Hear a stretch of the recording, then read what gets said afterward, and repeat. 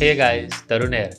तो एचपी ने जो है रिसेंटली जो है अपना HP15S का एक नया वेरिएंट लॉन्च कर दिया है और उसका मॉडल नंबर है HP15SQ2143। मैं स्क्रीन पे मेंशन कर दूंगा, आप देख लेना। और एचपी ने जो है इससे पहले HP14S का भी एक नया वेरिएंट लॉन्च किया था। तो आज के वीडियो में मैं जो है मेजरली दो एस्पेक्ट पे डिस्कशन करूंगा। पहला एस्पेक्ट ये होगा कि जो ये HP का 15S का जो नया वेरिएंट है इसमें और लास्ट ईयर का जो वेरिएंट है उसमें क्या डिफरेंस है। और दूसरा एस्पेक्ट ये होगा कि HP का 15S जो आता है Ryzen 5300U के साथ और HP 14S जो कि Ryzen 5300U के साथ है, इन दोनों में भी मैं कंपैरिजन करूंगा और आपको बताऊंगा कि क्या डिफरेंसेस हैं इन दोनों लैपटॉप। दोनों ही जो है बहुत ही सिमिलर प्राइस कैटेगरी में है। तो अगर आप इन दोनों में से कोई एक लेने की सोच रहे हो तो आपके सारे डाउट्स आज क्लियर होने वाले हैं कि आपको कौन सा लेना चाहिए और आपके लिए कौन सा बेहतर पड़ेगा। तो चलिए बिना किसी देरी के स्टार्ट करते हैं आज का वीडियो। तो सबसे पहले हम लोग डिस्कस करेंगे कि HP15S में जो इस साल आया और जो लास्ट ईयर आया उन दोनों में क्या डिफरेंस है। तो एक चीज़ मैंने नोटिस की है, HP ने जो नए वेरिएंट्स लॉन्च किए हैं इस साल और जो लास्ट ईयर आए थे इसमें बहुत ज़्यादा कुछ डिफरेंस उन्होंने डाला ही नहीं है। एक्चुअली सिर्फ एक मेजर डिफरेंस है कि इसमें आपको जो है Windows 11 प्री इंस्टॉल देखने को मिलेगी। अभी ये बहुत ही वियर्ड बात है कि आप मॉडल नंबर भी चेंज कर रहे हो लेकिन बहुत ज़्यादा कुछ लास्ट ईयर से चेंज नहीं करो। और इनफैक्ट मेरे हिसाब से शायद लास्ट ईयर वाले लैपटॉप भी आप अपग्रेड कर सकते हो Windows 11 में। हालांकि अभी वो लैपटॉप जो है लास्ट ईयर जो लॉन्च हुए थे बहुत ही ज़्यादा ओवर प्राइस्ड मिल रहे हैं और ये जो नए लैपटॉप अभी आ रहे हैं HP के 15S और 14S ये आपको बहुत ही बेहतरीन प्राइस में मिल रहे हैं। दोनों ही लैपटॉप आपको 45,000 के अंडर मिल जाएंगे। जैसा आप अभी स्क्रीन पे देख सकते हो HP 15S का करंट प्राइस जो है इस समय 42 या 43 के अराउंड आपको मिल जाएगा। तो मेरे हिसाब से जिनको भी लैपटॉप लेना है वो अभी इस समय लॉन्च पे ले ले। जैसे जैसे रिव्यूज आएंगे, जैसे जैसे पॉपुलैरिटी इन दोनों लैपटॉप की बढ़ेगी वैसे वैसे इनके प्राइस भी इंक्रीज हो जाएंगे। अब हम लोग चलते हैं अपने अगले डाउट की तरफ कि HP14S और HP15S जो कि नए वेरिएंट है जिनका मॉडल नंबर भी मैंने स्क्रीन पर दोनों का मेंशन किया है, इन दोनों में क्या डिफरेंसेस हैं और कौन सा आपके लिए बेहतर पड़ेगा। तो पहले तो मैंने जो सारे स्क्रीन पे जो इनके स्पेसिफिकेशंस है वो लिस्ट कर दिए हैं। तो जैसा आप देख सकते हो कि ज़्यादातर चीज़ों तो सेम ही है। जैसे कि इस दोनों में ही आपको Ryzen 3 5300U प्रोसेसर मिल जाएगा। दोनों में ही आपको जो है 8GB की रैम और 512GB की SSD मिल जाएगी।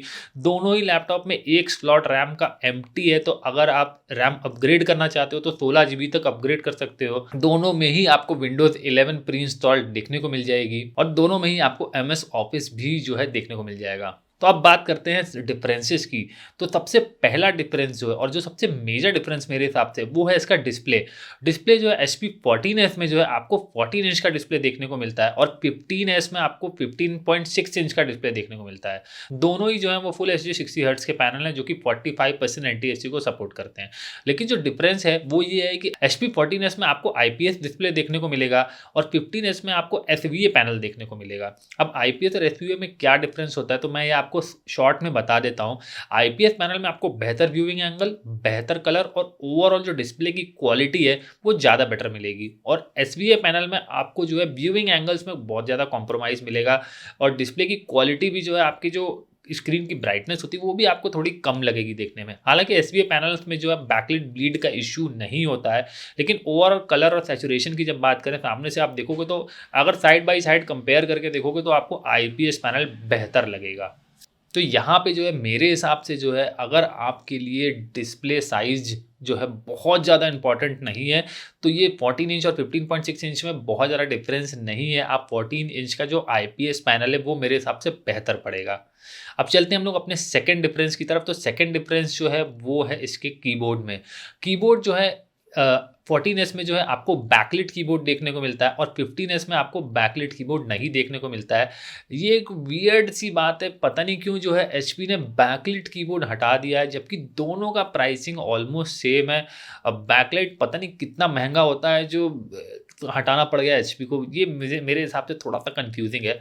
हालांकि और दूसरा डिफरेंस ये है कि एक में आपको नमपैड देखने को मिलेगा और दूसरे में नहीं। मतलब 15S क्योंकि 15.6 इंच की डिस्प्ले के साथ आता है तो उसमें फुल फ्लेजेड नमपैड आपको मिलेगा और 14S में जो है आपको नमपैड नहीं देखने को मिलेगा। मेरे हिसाब से 14S में जो आपको नमपैड नहीं देखने को मिल रहा है ये बहुत बड़ा डिसाइडिंग फैक्टर नहीं है। उसका रीज़न मैं आपको बता देता हूँ। आप अलग से जो है एक वायरलेस नमपैड खरीद सकते हो, मैंने डिस्क्रिप्शन में लिंक कर दिया है।